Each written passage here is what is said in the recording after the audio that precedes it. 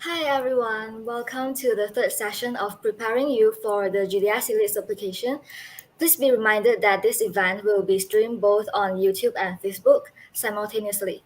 And to interact with us, feel free to send a message in the comment section or chat box. We will be addressing your questions to the best of our knowledge. And a bit of self-introduction here. I'm G, the GDSC Lead for GDSC University of Malaya, and I'm honored to be your moderator today. For your information, this is the last session of the series. So the first session previously we have covered introducing you to GDSC, how it is like to be a GDSC lead, and you can hear our experiences being a GDSC lead for different chapters. And we have also shared our contact details if you want to connect with us. And the second session covers very detailed guidance on how to tackle the application forms questions, interviews, and how you can build your core team from scratch. So if you have missed them, feel free to watch the recordings on our YouTube and Facebook. Moving on to the next slide. We are super excited to see you here. And we are going to cover three topics today for the last session. First is grow your technical skills as a lead. Secondly, how GDSC can help your career prep and networking. And lastly, equip yourself with public speaking and soft skills as a GDSC lead. Please note that there is a Q&A session for each part. So to address your questions regarding the content. So 3 Q&A in total, and each part takes around 30 minutes. So today's event ends approximately at 9:30.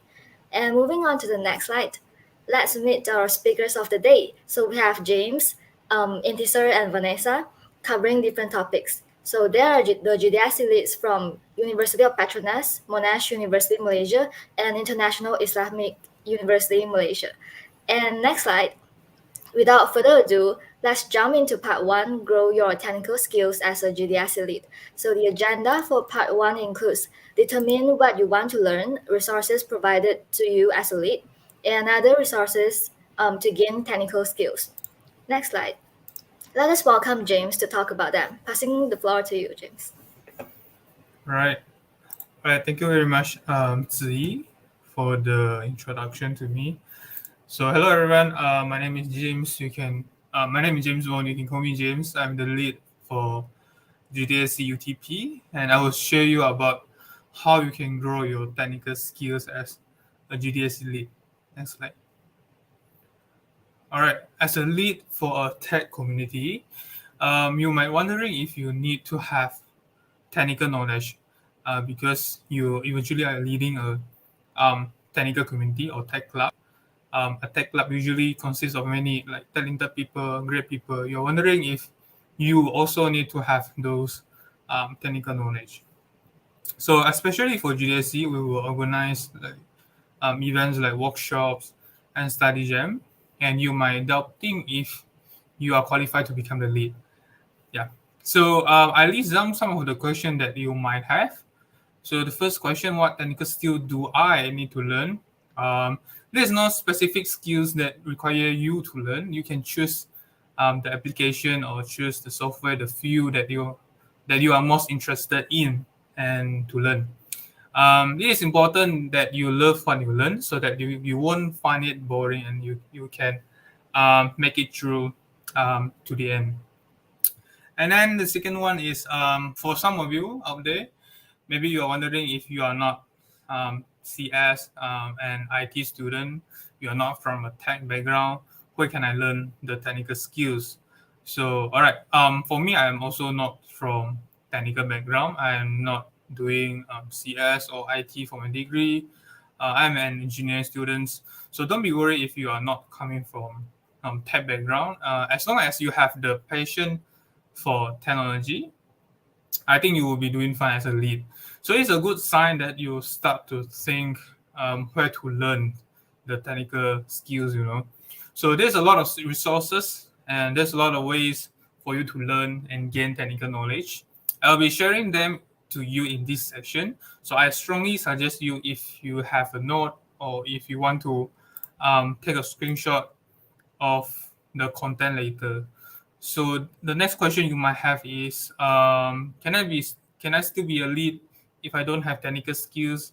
My answer is you don't have to be an expert, but eventually you need to have some fundamental knowledge about the technology, like some knowledge about programming or technology related to technology related knowledge lah. You will need to have some fundamental knowledge about it. So yeah, you still can be a lead even though you are not an expert. All right. So my part will mainly focus on some of the resources we have as a lead, or some of the resources I can give you to improve your technical skills. That's like, all right. So to learn, we have to determine what we want to learn. Right. That is the first step. That's like, next one. All right. Thank you. So the first step for us, if we want to learn, we need to find a suitable like software or field for us to learn. So for information, Google is a giant company that have a lot of products. Other than the one, like the popular one is Google Search, Google Workplace, and even YouTube. These are the application that are close to the end user. But Google also develop a lot of application, especially for developers. So here we have Google Cloud cheat sheet. So this list of application is for us to familiar with Google Cloud ecosystem, especially for the developer. So like I said, Google offer a lot of products. How can you even know where to start? So this list, I will show the list in the upcoming slide. This list hopefully will make you more familiar with Google ecosystem. So take a chance to scan this QR code, or you can copy the link, and then, or you can just search Google Cloud cheat sheet in Google. So next slide. All right. So this is just a glimpse of what you may found using this Google cheat sheet. So this is a view of the website. Next slide. And then yeah, this is the list. So from the list, I will not go through one by one because, as you can see, there's a lot of application we have. Application Google prepare for developer. So maybe I can go through. Maybe if you are interested in computing, maybe you can go into computing. Like you can find what application is for what functions. Maybe you are interested in storage. You're interested in mobile. Yeah, mobile is a hot topic right now. Maybe you want to learn how to use Firebase or how to use Flutter. And maybe data analytics. There's a lot of application, especially when it comes to data analytics. We have BigQuery, we have Cloud Composers, yeah, those things. Yeah, so I think there's a lot of time you guys can go through the list, and then yeah, you can start to determine what you want to learn first, and then from there you can develop planning for yourself for the learning. Next slide. All right. After we go through what Google have, and then we choose what we want to learn. Like for example, if you want to learn more about mobiles application developments, you want to learn Flutter, or you want to learn Firebase. Yeah, we have the resources provided by Google for us, for the lead to grow. Yeah. So next slide. So let me introduce to you Community Lead platform.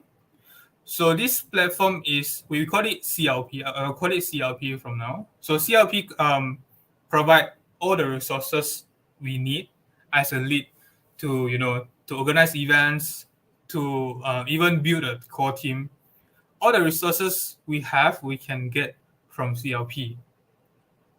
So this CLP is executively for the lead only, the community lead only.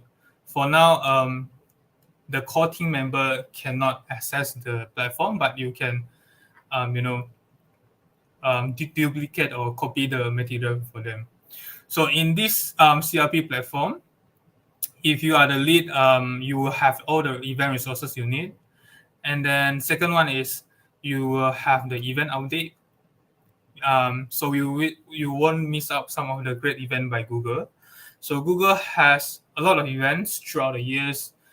I think the upcoming one is Google I/O. Yeah, that is a very interesting conference by Google.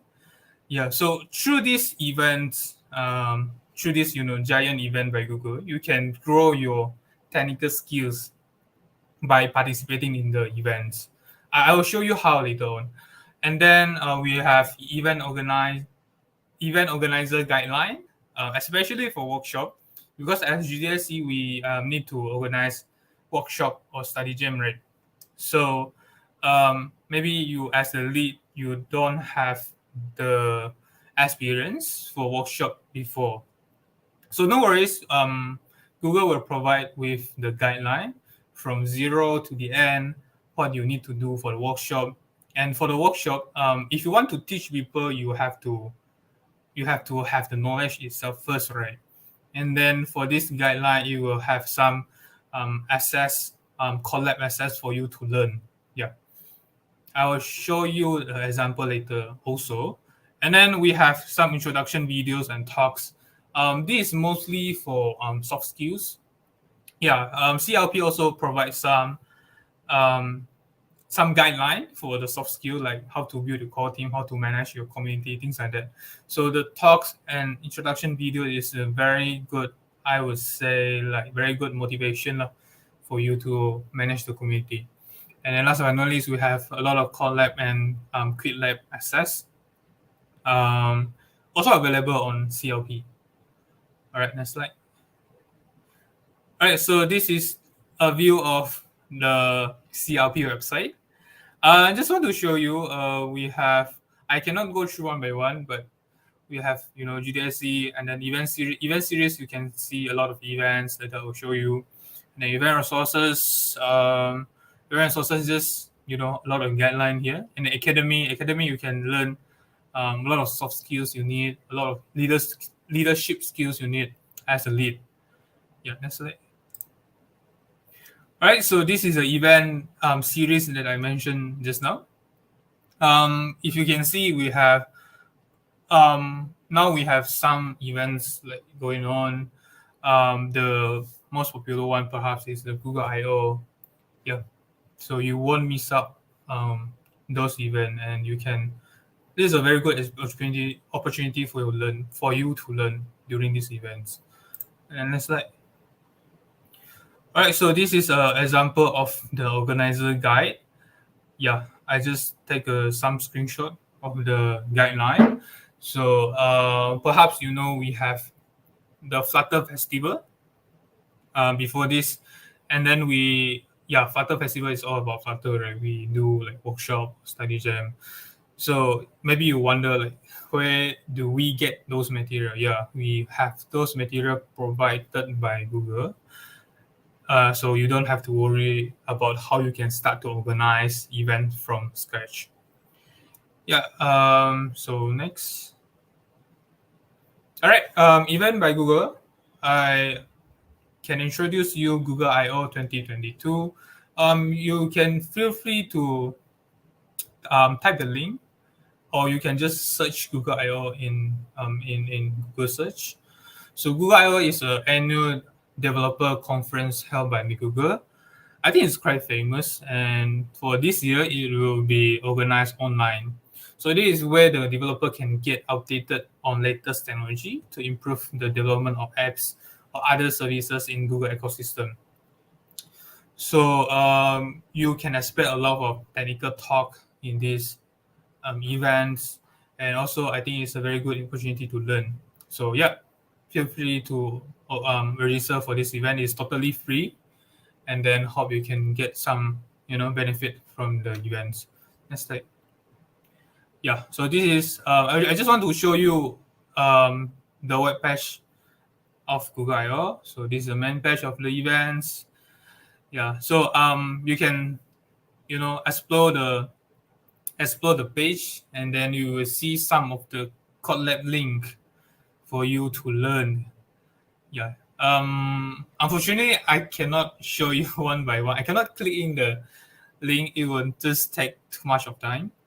So I will show you where to find the link. Yeah. So here are a lot of Kotlab link here. All right. Next. All right. Let me introduce to you Kotlab. Just now I mentioned a lot of time about Kotlab. So Kotlab is an online program for learning and practicing computer programming. So as far as I know, Kotlab is free. So feel free to use it to learn your targeted software of field. So it provides guided tutorial and hands-on coding experience. So it has a lot of topics. If you go to search Kotlab right now, you just type in Kotlab in Google, and then it has a lot of topics covered from Android, Google Compute Engine, Google APIs, things like that. Yeah, and I will also show you some of the screenshot. Next, yeah. So this is the web page. If you have already determined what you want to learn, you can just go to the filter and then you just search for what you want to learn. Like for example, you want to learn about Google Cloud Platform, or you want to learn about Flutter. You just go to the filter, you choose Flutter. All right, and then next. All right, so if you want to learn Flutter, you can choose one of the Kotlab. So this example is build your first Flutter apps. So you can see there's some lesson. I think it's 7 lessons at your left. And then when you go through the lesson, it will literally guide you step by step how you need to do to use the Flutter apps or to write your first Flutter apps. Yeah, I think it's very good for beginners to intermediate. It's very good. It's a very good start for you. It's like, all right. So we also have the QuickLab. So QuickLab is more on cloud platform and software, and then this is a hands-on learning platform for those who want to be more familiar with the cloud environment, and then also writing the application that run on the cloud. So QuickLab provide temporarily credits to Google Cloud Platform. We call it GCP, so that you can get a live experience working on GCP. So it has also multiple choices how do you want to do with the lessons, from 30 minutes labs to even if you want to do a series of the lesson also can on the QuickLab. Also, I will show you some of the screenshot. Yeah, it's just a welcoming screen of QuickLab. QuickLab is more on GCP, and then Kotlab is more on others, software. So QuickLab, and then I think most of, if you want to use GCP, you will be directed to the GCP dashboard. So this is a view of GCP dashboard. All right, next. All right, so just now I talk about mainly on community lead platform. So there's a lot of things that Google provide us as a lead, because if we want to lead other, we at least need to learn those technical skills ourselves. So actually, there's a lot of platform for us to learn, not only the one that I mentioned just now. And then there's a lot if you search on internet, even on YouTube, there are a lot of tutorial videos. But here is what I use before I am using now, and I think it is very good for beginners or for the lead to gain the technical skills. So yeah, learning is a lifelong process. I really like the quote. All right. Okay. So first, study jam organized by GDSC. We have a lot of study jam. We have ML study jam. We have Flutter study jam. Yeah, you can join those study jam. Study jam is, I always say like study jam is more like a workshop, but it's a long hour workshop. This is how I explain to others lah. Yeah. So later I will show you what study jam we are doing now also. And then online learning platform. For sure, there are a lot of learning platform available online. I just want to recommend you one of them, which is Coursera, which I think is very good and very user friendly, especially for students like us. And then we have certification exams. Yeah, this one if you want to build your resume or you want to build a career, yeah, this is a very good platform for you to get a certification. And then along the way, we will learn the skills also. And then last but not least, we have Google Developer Expert. So Google Developer Expert GDE is also a program like GDSC, where the Google Developer Expert is an individual. So um, they will have the expert on certain field, and then they are like certified by Google on certain field, on certain expertise they have. So you can connect with them, and then maybe you will ask mentoring for the GDE. Yeah. So let us look at Study Jam. Study Jam. Next slide. All right. So I talked about Study Jam just now. I just want to show you the Study Jam that GDSC Malaysia are doing right now. So we are doing ML Study Jam. It is happening on June 3rd, 4th, and 5th. So if you are interested, please do follow us on our social media and you will get the latest update. And through this study jam, I can ensure you can have a very comprehensive, learning on this machine learning. Yeah, throughout these 3 days, I think it's very suitable for beginners. And please take these chances to learn lah. Yeah, it's like. All right. Also, just now I talked about Coursera, and let me show you why I recommend Coursera a lot. So Coursera, I think a lot of you know what Coursera is. Coursera is a online learning platform that offer anyone to the online courses from world-class universities and companies. And you can get professional certification from Google. Yeah. For your information, Google also have some of the courses on Coursera that you can take for free. Yeah. So I think it is very suitable for student because Coursera has a campus basic plan. So basically, is that you can use your student emails to build your skills. Yeah, you can use your student emails to create an account, and then with that account, you can have one free course per year. For information, if you want to use Coursera, actually you have to pay. If not mistaken, is if you want to have the certificate, you need to pay now. So if you use your student emails and then you use the campus basic plan, you can have one free course per year. Yeah. So what I am doing now is I am doing the data analysis by Google, and then at the end I expected to have the certification from Google. Also, Coursera provide like financial aid for those who cannot afford to pay for a certificate. So yeah, if you think that you really want the certificate but you cannot afford it, because I think the certificate is quite expensive because it is in USD. If you convert to Malaysia ringgit, right, it's quite expensive. So yeah, feel free to apply for the financial aid if you need one.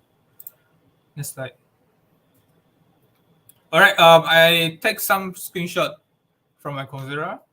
So if you use students account, right, at the top left, that is what you can expect lah, the dashboard. Coursera for student, you can have one like one free course per year. And then at the bottom left is an example of the certificate for Google IT support. Means that after you complete the course Google IT support, you can get a certificate, and that certificate is recognized worldwide lah. So you can actually include this certificate in your resume. I think that can boost your resume very well. And then at the right side is an example of what Google provide on Coursera. For sure, Coursera like provide a lot of courses from some well-known universities. But right now, I just want to highlight some of the courses provided by Google. So the courses I'm doing now is Google Data Analysis. That one is for beginners. Even for me, I am not from technical background.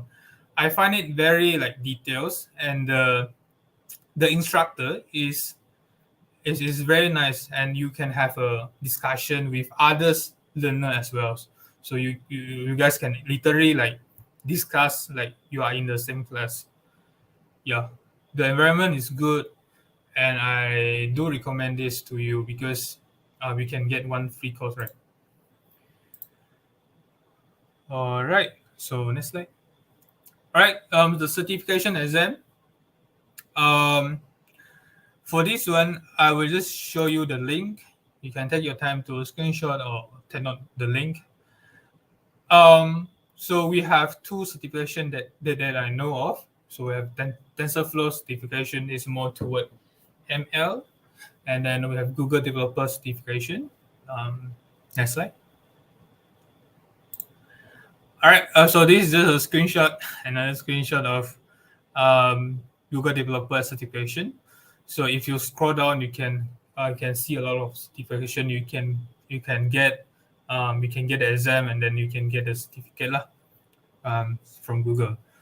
So next slide. Yeah, this is for TensorFlow certification. If you want to become the expert recognized by TensorFlow, please feel free to go through these exams.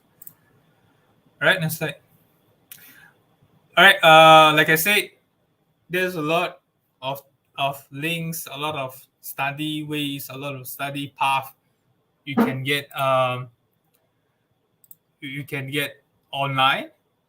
And for sure, I cannot get all the materials tonight. I cannot talk about all the materials tonight. But here is some like useful link that I found. It's very beneficial for us as a lead to learn, you know. So we have Google Cloud Platform. If you want to learn more about GCP, here's a link that I found for you. So you can feel free to go through this. So first one is Google Cloud Learning Path. So this one, you can in this Google Cloud Learning Path, you can choose like what learning path you want to be for different type of job. Yeah, and then Google Cloud Skills Boost. This is more like Code Lab, if not mistaken. Google Cloud Skill Boost. The user interface is more like Code Lab, and yeah, it's very useful. And then also machine learning is very hot topic right now. For sure, like some of you out there want to learn ML, so please feel free to go through this machine learning crash course through this link. Yeah, I will just leave the link here, and you can go through that at your own time, lah. Because of the time constraint, I cannot go through one by one. All right, next. So that is all from my sharing, and yeah, I will pass to Ziyi and then open for Q&A session. Thank you so much, James, for the information pack. There are some very practical resources that all of you can use to develop yourself. So right now we will have our Q&A session for the first topic, and be reminded that part 2 is happening after this Q&A session. So please drop your question in the comment section and we'll address it right away. So I see a question from Sean. So he asks, which courses or online platform will you suggest for one who want to kickstart their programming journey? All right. So which course of online platform? So for me, I personally is more toward Flutter and data analysis. So for Flutter, when I start to learn Flutter, actually I learned from YouTube first. I do not use other online platform lah. And then um, in YouTube we can see there's a lot of courses for sure. And then I think if on YouTube, I think it's enough for you to to go through all the things in Flutter as a beginner. And I think it's data analysis. I think data analysis just now I said I use Coursera, um, and that is a beginner course. And then also I joined um, some of the workshop organized in my university about data analysis using Python, things like that. Yeah. So that's personally what I use to kickstart my programming journey. Yeah, agree. Flutter is a good language technology to start learning with, and also Coursera is definitely a very complete platform where you can get extra resources. And there is also another question from Sean. So he asked, "Do you think taking online courses can boost our resume, or is it just something optional?" All right. So this is actually in a very short answer is up to you lah. If you want to take online courses, because as you know, the technology is evolving every day. I can say, like every week there's new technology or new knowledge coming up.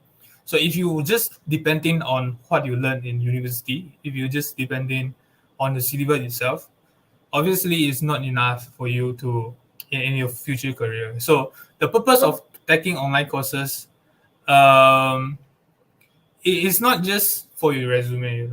It's more like you need to equip yourself before you enter your job or before you enter your career.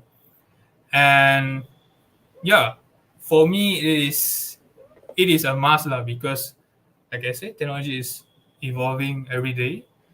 And I think it's totally up to everyone lah. If you want to learn something extra from your syllabus, or you just want to follow your syllabus, that's also okay, because eventually you do like 3 years. I think it's 3 years, right? 3 and a half for your degree before you enter your job, right? It's totally up to you. Yeah, agree with you, James. Like the curriculum that is covered in our universities are definitely just the bare minimum, and you really have to self learn a lot of things. Yeah, and so I think because we are a little bit run out of time already, so and since there is also no more questions from the floor, I guess I will quickly wrap up part one. So thank you again, James, for the technical sharing, and I hope that all of you here are excited to receive the resources from Google Team as a GDSC lead. And don't forget to put all the links shared in your bookmarks for future references. And moving on to the next slide, we will have our second part, how GDSC can help with career prep and networking. And the agenda includes develop your skills, connect with your community, interviews and side projects, and lastly, networking as a GDSC lead. Next slide. Let us welcome Vanessa, our main speaker for session 2, and also James again. And the floor is yours. Thank you. All right. Thank you, Zi. So for the first part of how GDSC can help with your career progression and networking, um, I will talk about it first, and then after that I will pass to Vanessa for the um, for the part after that. So next slide. All right. So when it comes to career progression, the first thing you need to think is, what skills do you need? What skills do I need? Because um, eventually after 3 years or 3.5, you have learned all the syllabus and you have learned all the different things in university, right? And then you enter your career. you need to have specific skills uh, or, or skills to stand out for you to be noticed by the company lah. So next, so to develop your skills, um, we can think like you will have soft skills and then hard skills, and then I will talk one by one about these two skills. Yeah. So for soft skill is more like project management. It is more like how you can work in an environment, how you can interact with other people, how you can manage your teams, how is your roles in the teams. These are all as soft skills. So as a GDSC lead, for sure you will have a lot of opportunity, a lot of times to practice your soft skills. Yeah. So the first one, when it comes to project management, um, so this is more like seeing projects from inception to completion. So like project management is actually a knowledge. Yeah, from most of us, we learn project management during our time as a GDSC lead or during our time as a project manager for other events. So yeah, project management is also important. I would say important skills for you to earn a job in the future. So the next one is adaptability. So this is more towards shifting your priorities and being flexible. So adaptability is when you enter a career or you enter a job, you have to adapt quickly. You have to shift your priorities to your job. You need to determine what is the priority to you, and then being flexible for your time or for your communication with other people. And then also right now the creative thinking and problem solving ability. This one is very important because as a programmer or as a student that just want to enter your job career, a lot of company will look at how you solve a problem, how creative you are in certain way lah. So the soft skills in this is more towards how you planning for events. Um, Also, they will see if you have joined competition before this. Competition for programmer is more like the hackathons, things like that. So soft skill is it includes a lot of things. We talk about project management ability, problem solving ability, and then also the leadership, public speaking, communication. These are all like how you can interact with other people in the team. Yeah, because eventually, if you are a genius, you can do a lot of things. You can program in all the language in the world, but if you cannot communicate with other people well, then it's also very hard to you to kickstart your career. Yeah. So the next slide. All right. So this is what we call hard skills. It's also known as technical skills. So just now I shared with you some of the technical skills that you can learn, like how you can learn technical skills throughout your tenure as a GDSC lead. So here we have also some of the examples. First is training. Training, yeah, is like workshop, tutorials, universities. This like a more systematic way for training. In workshop, I believe all the university have different workshop, right? Workshop by club or workshop by other organization. Tutorials, we have all tutorials online. And universities give us all these can be a training for you to prepare yourself for the career. And then certification, yeah, just now the certification I share some of the links to you, like Google Colab, Cloud Skills Boost. Yeah, there's a lot of things that you can get certificates. We also have Microsoft Azure, we have Coursera, we have LinkedIn Learning, we have Udemy, and then EDX. So For this, we will share the links to all these certification later in the comment section. So please feel free to go through one by one if you want. I can say it is always good if you try to learn more things. Yeah. Through this certification nowadays, you can easily get what you want online. So we also can get our technical skills through hands-on experience. So hands-on experience including internship. I believe all of you like have to go through internship at least once before you graduate.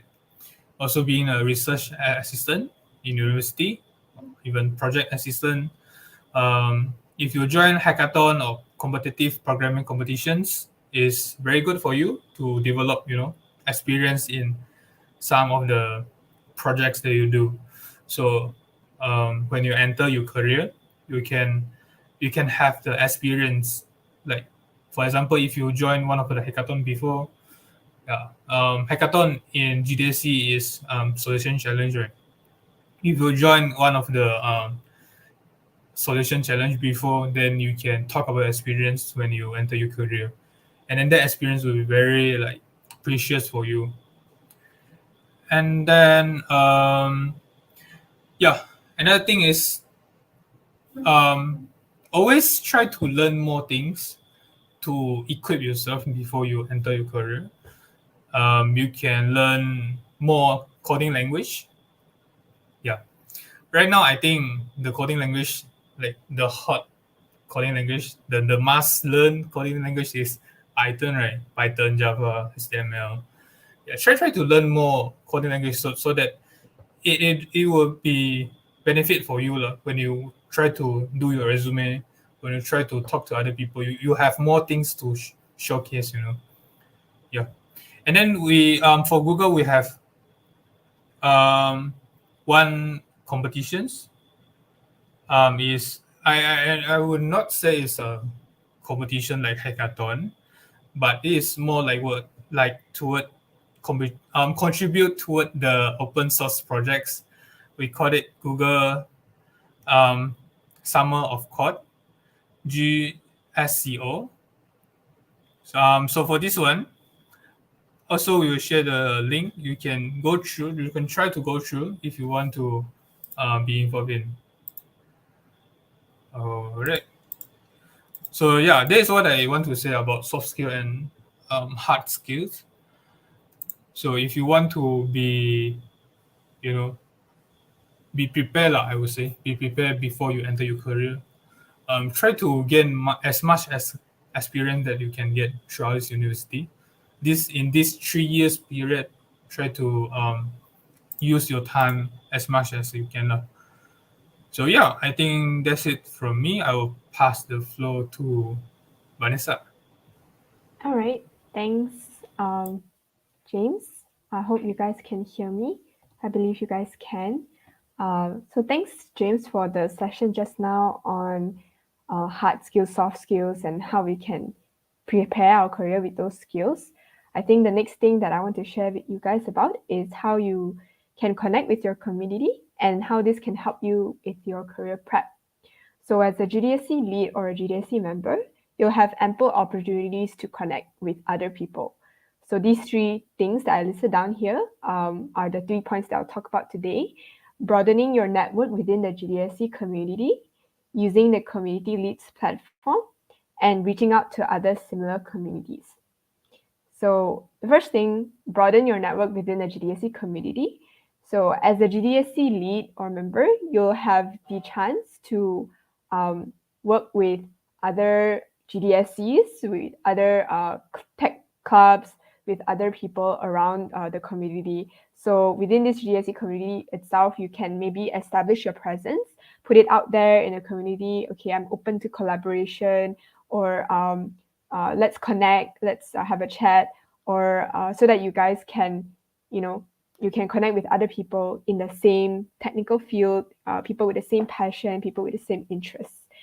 And the second thing is to be active and propose collaborations with other clubs.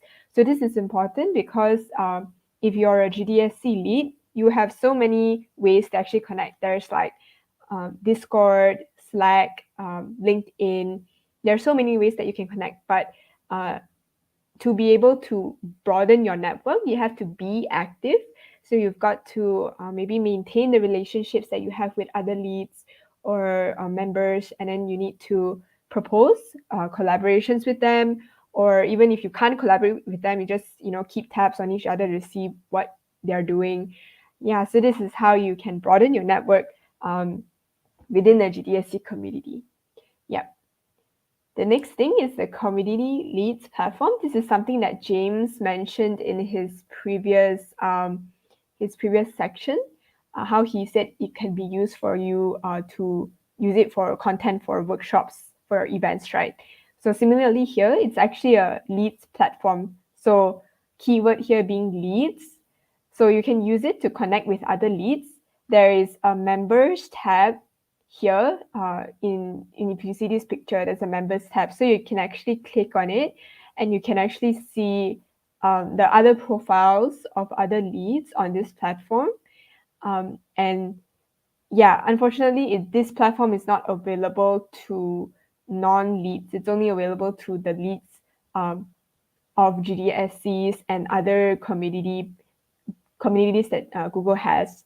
So most of the time, the GDSC leads, like the content-wise, will pass it on to our members, but this is only solely for leads here.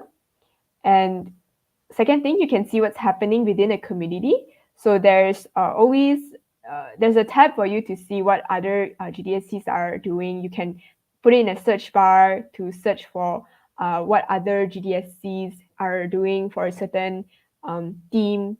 Let's say for Solution Challenge, there's so many things you can do to support Solution Challenge. So you can kind of compare with other GDSCs to see what's happening. And then you can maybe reach out to them and network and see how they are doing it. Yeah, so this is how you can use this platform to reach out to others. And of course, the third thing is referring for contacts to include into your events. So this is not related to broadening your network, but I just want to put it out here, like what James said. This is a very important hub where you can click into these event resources and get all the information that you need for your next workshop or next event. Yeah.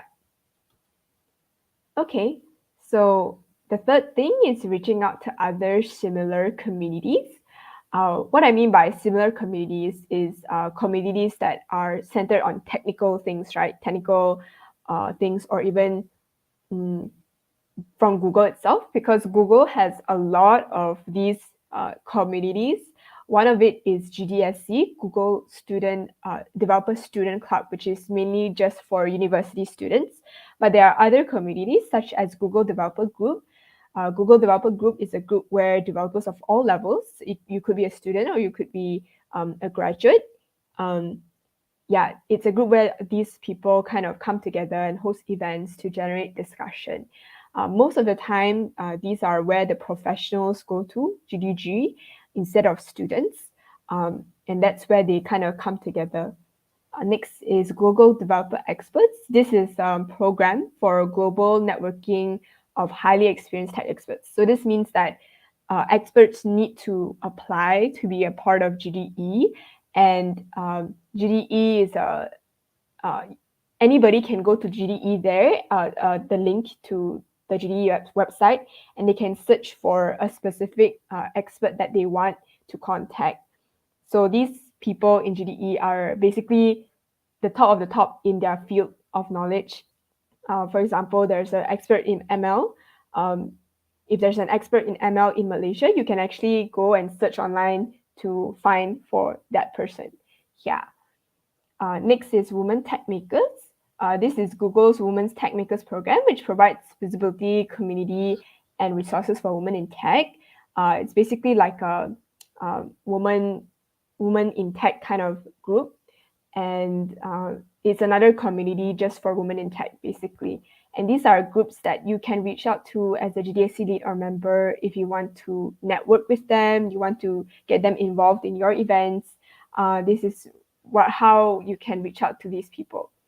And other than Google's own communities. Obviously, there's other communities out there, like communities are your other school tech club, or another university's tech club, or a computer science society somewhere. Yeah, these are all similar communities that you can reach out to for events or to network. Yeah. So that's what I wanted to share about networking. Just to recap what I went through just now, you can broaden your network within the GDSC community itself. Second, you can use the community leads platform to do it as a GDSC lead. And third, you can reach out to other similar communities. Yep. So that's for community and how you can broaden your network. Next thing I want to talk about and share is interviews and side projects.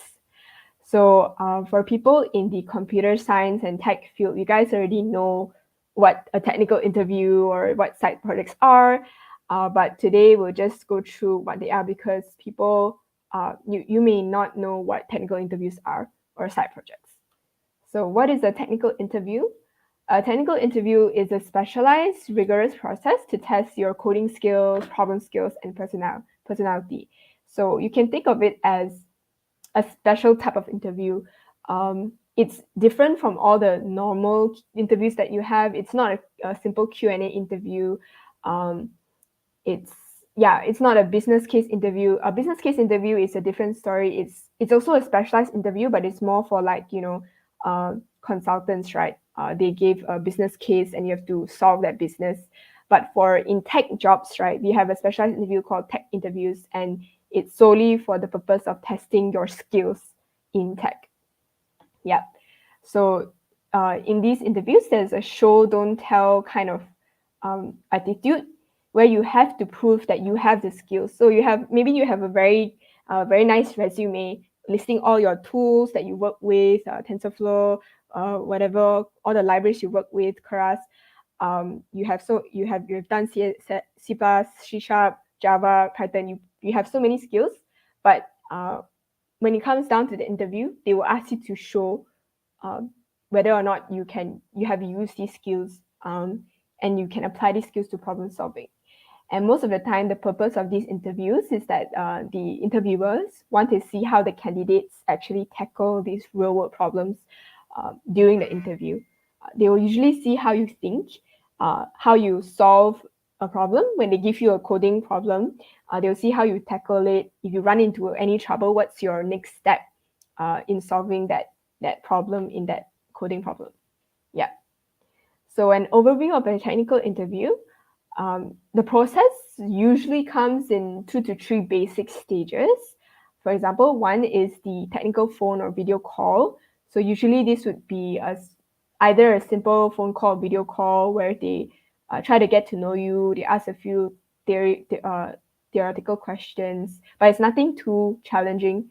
But they just want to get to know you and see what your level is at. And then second, they would give you a remote coding assignment or a coding challenge. So this varies. Some companies give give you 1 day to complete 5 questions or something, or they give you 2 hours to complete a very tough coding challenge, or they give you 1 week to complete a project, a full-on project, and they give you 1 week to do it. So this is the remote coding assignment. And last but not least is the final technical interview. So final technical interview is what people usually think of. Is what we refer to when we think of the technical interview. It usually happens in the final stage where they are very committed to looking at how you solve the problem that they give you. So this process varies on each company and also the context of the job role. For example, if you're a database administrator, you're looking at a database administrator role, maybe they would jump straight into doing a final technical interview because they have seen what you have done before, or maybe your job scope is not too technical or whatnot. Or if you're just doing an internship, they might not give you the coding assignment. Some companies just straight on go to the technical interview for internships.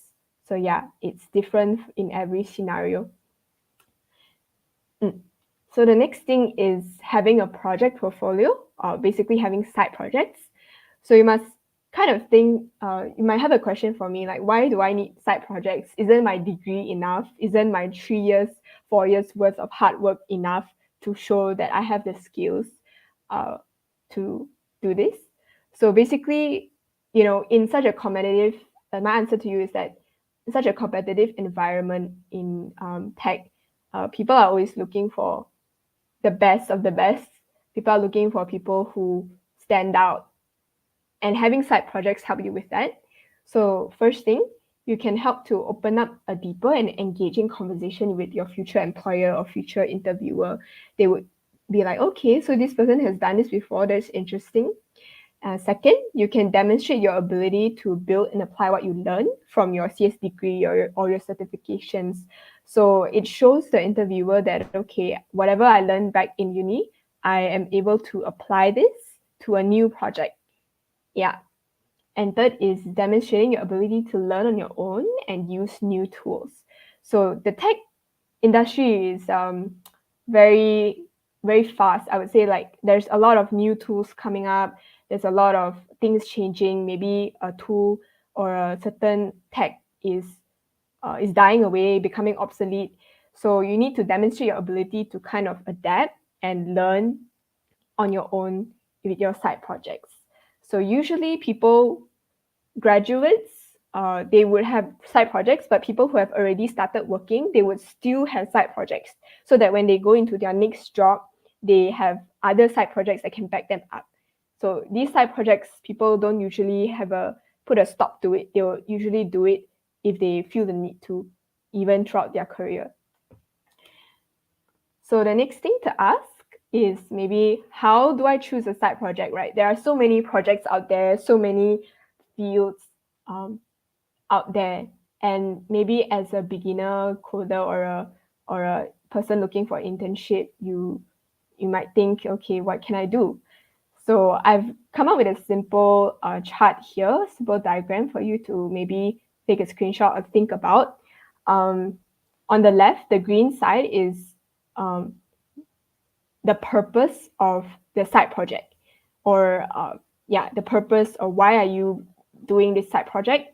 And on the right here is what you can do to make your project come into fruition. So basically the action steps to take. So the green one, I'll go through, I won't go in detail, but I'll just go briefly. Useful for current job. So this is pretty explanatory. Is the side project, is it useful for the current thing that I'm doing? For example, if I'm doing a final year project on image classification, should I choose a side project? Should I do a side project related to image classification so that it can help with my current final year project? Yeah, that's something to think about. Next thing is solving a real problem.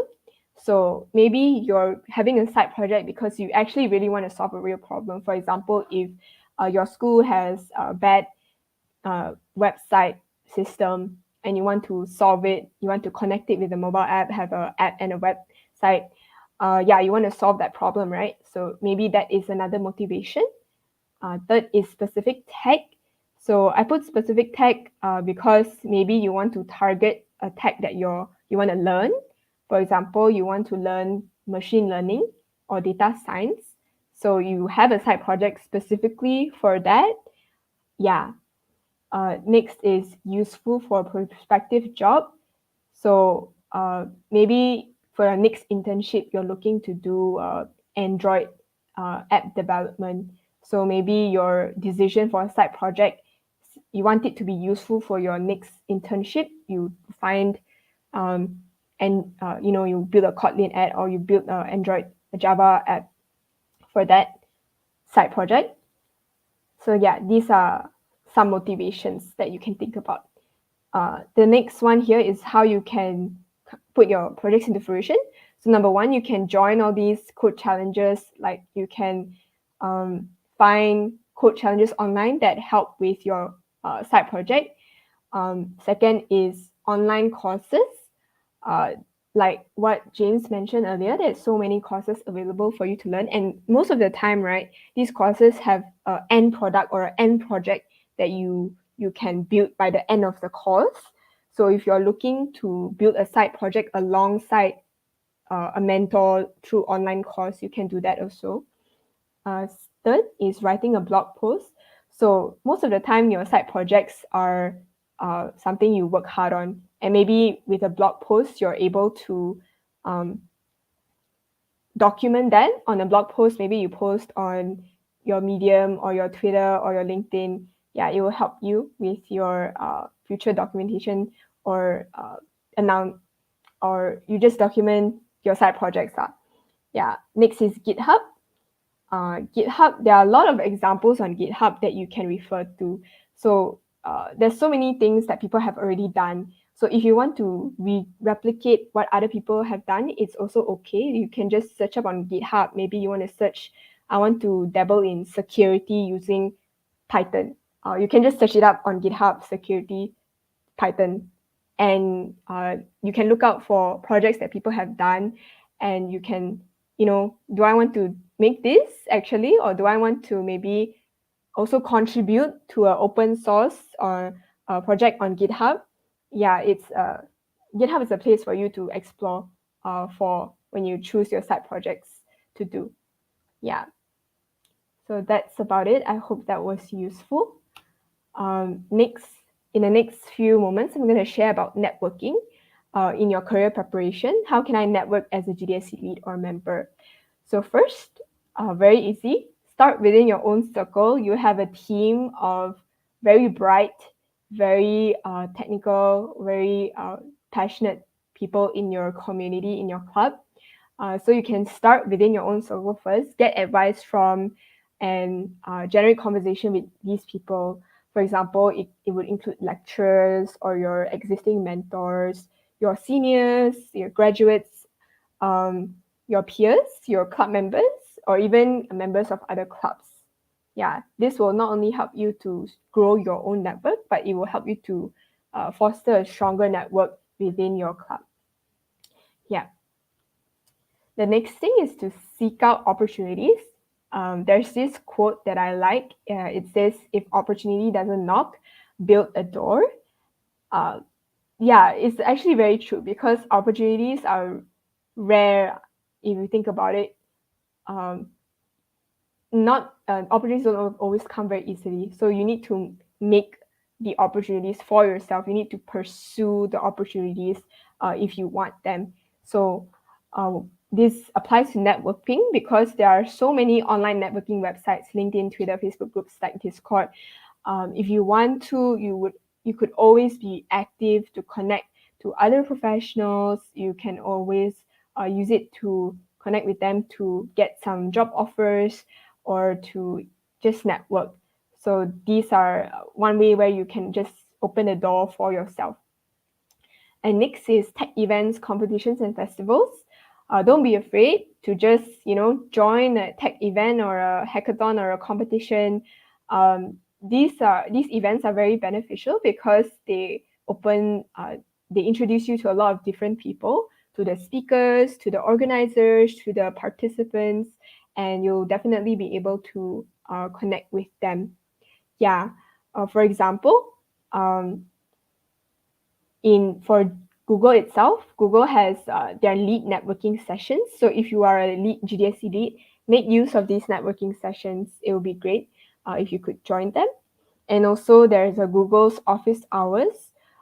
Google's office hours with either Google mentors for Solution Challenge, or for GDSC leads, there are Google office hours with the head of GDSC, which is Erica Hansen.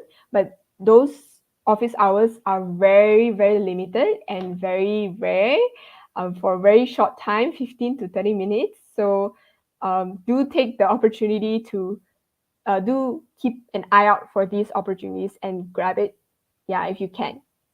And other opportunities are things like online tech talks, competitions, and the like.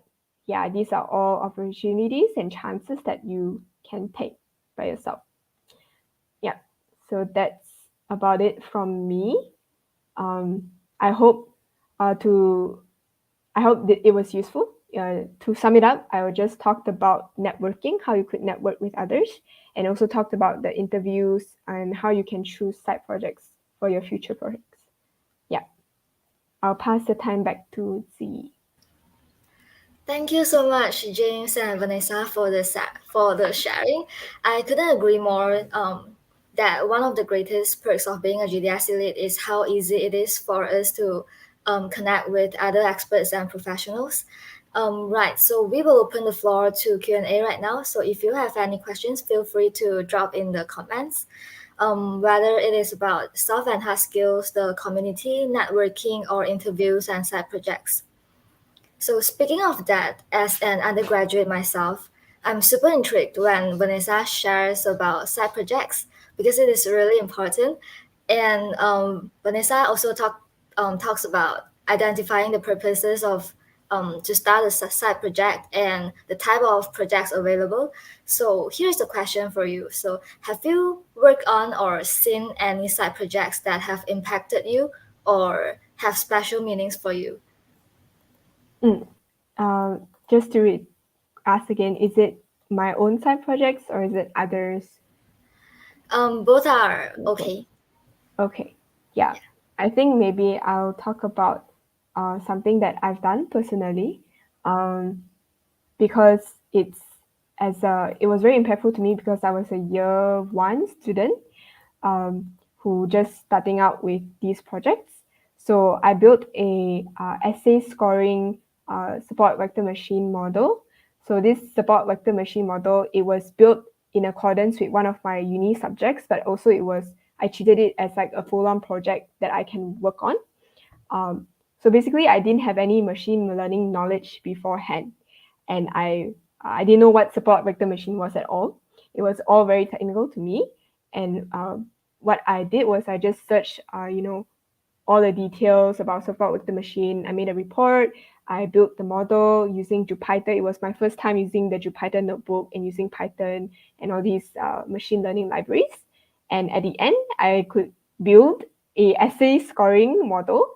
And even though the accuracy isn't very high, but I was able to build that model. So I think building this first side project is really impactful for myself.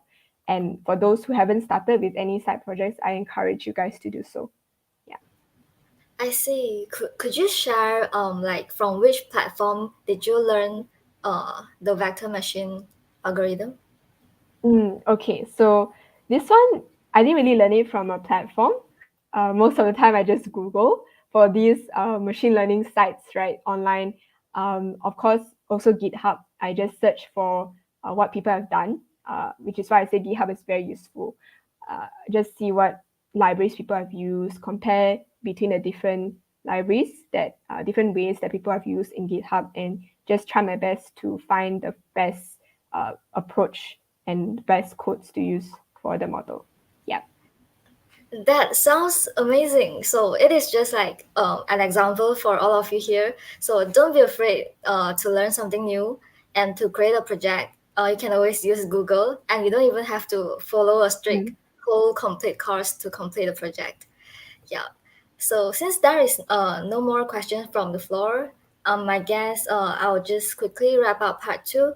So thank you again, Vanessa and James, and I hope that all of you here are as deeply inspired as I am by the sharing, and know that becoming a GDS lead is one of the way you can equip yourself with skills and networks as a ticket to a wider range of opportunities. And lastly, let us move on to part three, to the next slide. So we are going to cover equip yourself with the public speaking and soft skills as a GDSC lead. And the agenda includes self-introduction, public speaking 101, and lastly, we will end with a Q&A session. Let us welcome Intisar, and the floor is yours. Thanks, Jihi. So, hi everyone. I am Intisar Ahmed. I am the GDSC lead from International Islamic University, Malaysia. So, talking next slide.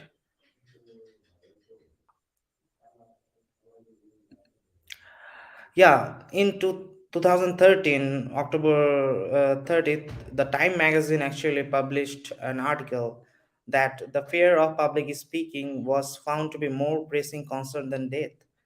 I mean, people actually fear more in of public speaking rather than thinking of death. So that's a little bit concerning in today's world. So that's why actually I think public speaking is needed for everyone. And yeah, next slide.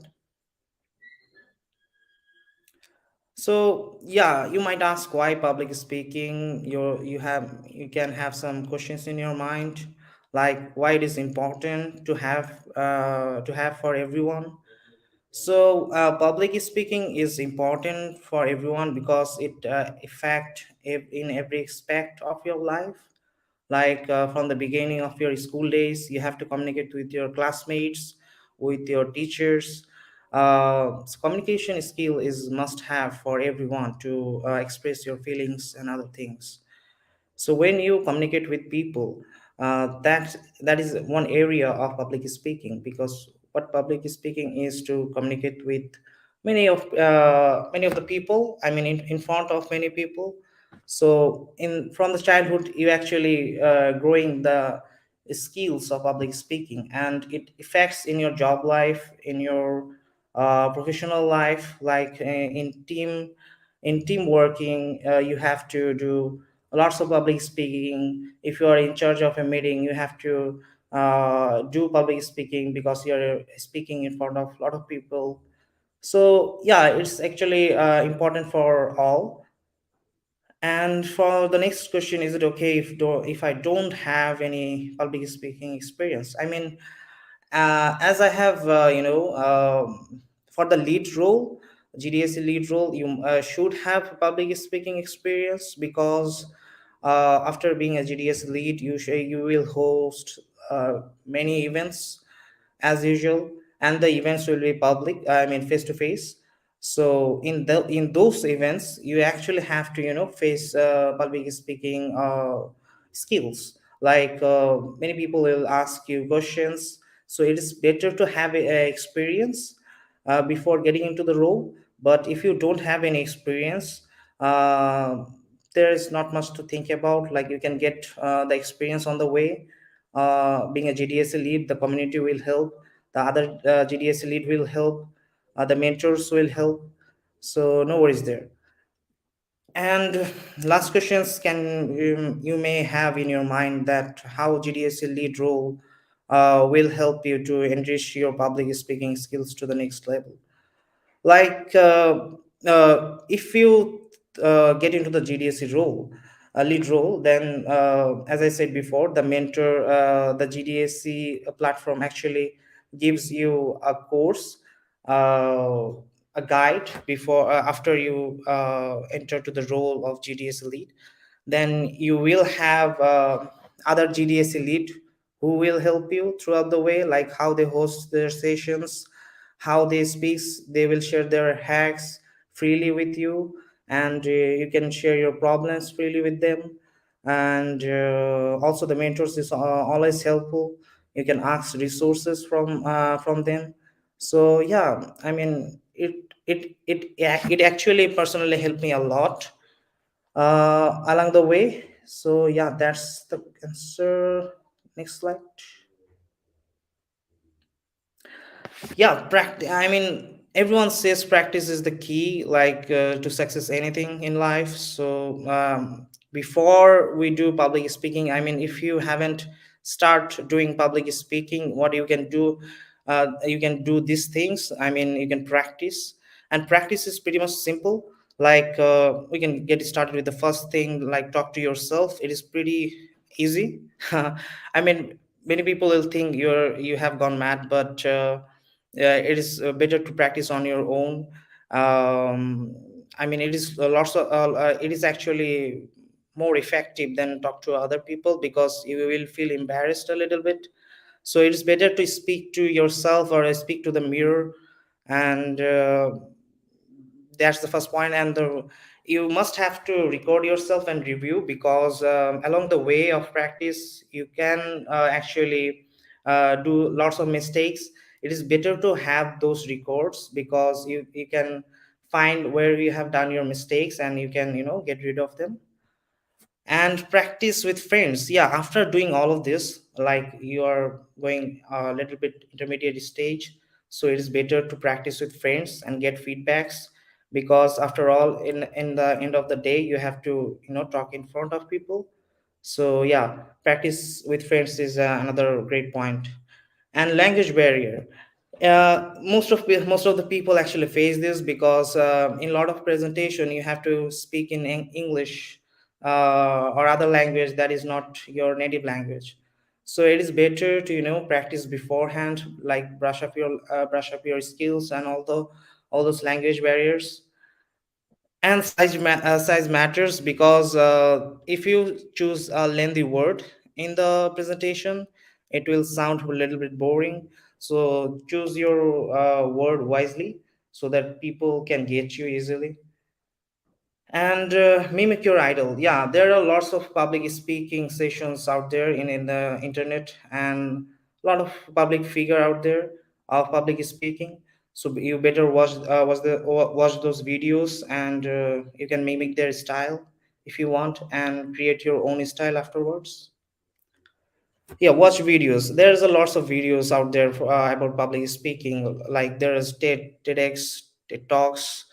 You can also do like GDE sessions, like Google Developer Experts.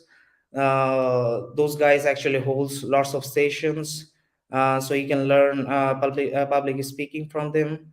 So yeah, that is a good resource to, get started with public speaking. And before the event, you can do dry run if possible, because it is better to have dry run. Dry run means little bit practice before the whole event. So if it is possible, then you can do it. And you can also make a group with the people have similar interests, like people who is interested in learning public speaking. Then you can make a group and practice with each other. That is a great way, to practice and find out your all errors, and get rid of them. Toastmaster is very popular group. It is an international group. You can find nearby Toastmaster group. Uh, that is also recommended. And in the end of the trips, I can say, like, get advice. Like when you do public speaking, you can always do better. So it is better to have someone's advice. Yeah, that's it. Next slide. So to do before the event. So before the event, you actually want to do this, check this kind of things, like check all the technical equipment, such as mic, speaker, yeah, lots of other stuff out there. The screen is working or not. Yeah, then the share screen is all working or not, and all of this stuff. And if it helps, then yeah, speaker note, obviously, because speaker note helps along the way lots of things. But try to, avoid speaker note, because you have to look into the screen quite often for that. So just get some points and get started. And try not to read from the slides is another point. Next slide.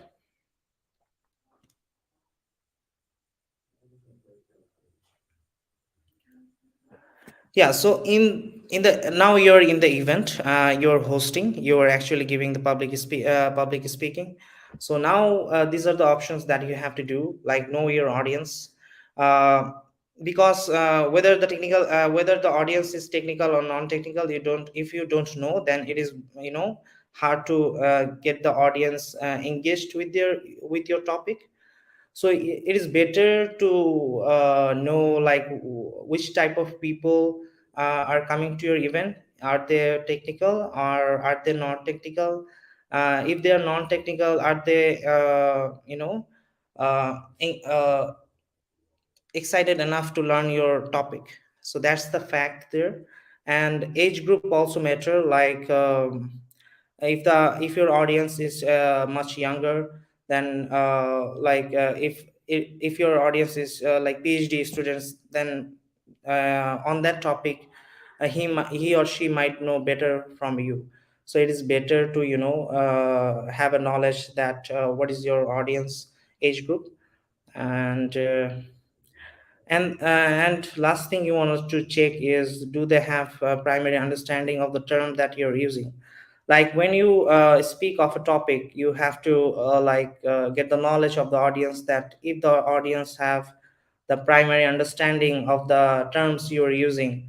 Like if you are hosting a Flutter event, then you are using like terms called wizards, state management, or other stuff, other like intermediate stuff, but the audience is kind of knows the basic things. Then the audience will not engage with you, and ultimately they will not listen to your speech. Next slide.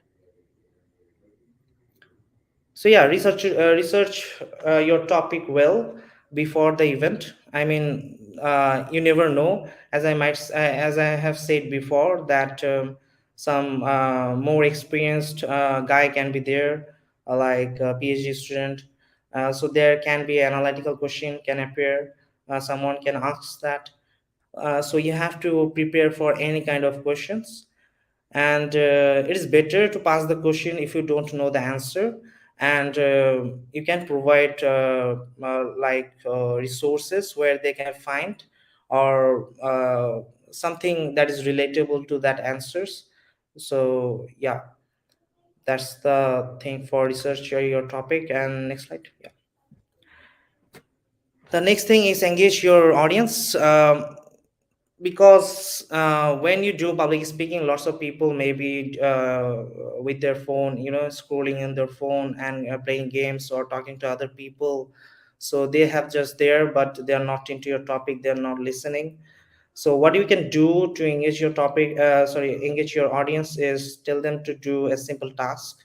Like if they're doing like in a event called GitHub, you can what you can do is, like how many people have GitHub account, or how many people have how many repositories in their GitHub account. So they can do that by answering your questions. And pick a random person after assigning the task. Like you can pick someone and ask the question that, have you done this or that. And raising hand questions, yeah, like I have said before, like you can ask like, how many people have GitHub account, or something like that. So people will raise hand. After that, they will listen to you, and by that you can engage your audience. Next slide. Obviously eye contact matters. So some of your friends in the so what you can do is, if it is hard enough to to engage with your audience, to make eye contact, what you can do is place some of your friends in different corner of the audience. Like two will be on the left, two will be in the middle, or three will be in the right. So by this you can just make eye contact to them. So audience will think you are eye contacting the whole crowd, but you are doing this trick. And yeah, it's actually works. And create some sweet spots in your mind. Like virtually you can think like, yeah, I will look into this table of this corner of the audience and make eye contact, or something like that. So these are the hacks you can do to make eye contact works if you're not comfortable. But if you're comfortable, that's actually great to show some self confidence. Next slide. Yeah, storytelling is the powerful spell that you can do in public speaking. Like you have to find a suitable story that goes with your topic. So if you are telling something like tech related, you have to find that related story. Like how to if you are telling a story, like how we can enrich your resume. So you can actually tell the audience about your experience of how to do the resume. So that's actually works well. And if you do not have one story to tell, then you can make one. Try to make one. But if you don't have any story use other people. You can also use other people's story. That also works well, always. And next slide. To wrap up, I mean, of the public speaking session that you're doing, in the wrap up session, what you can do is don't say thank you straight away.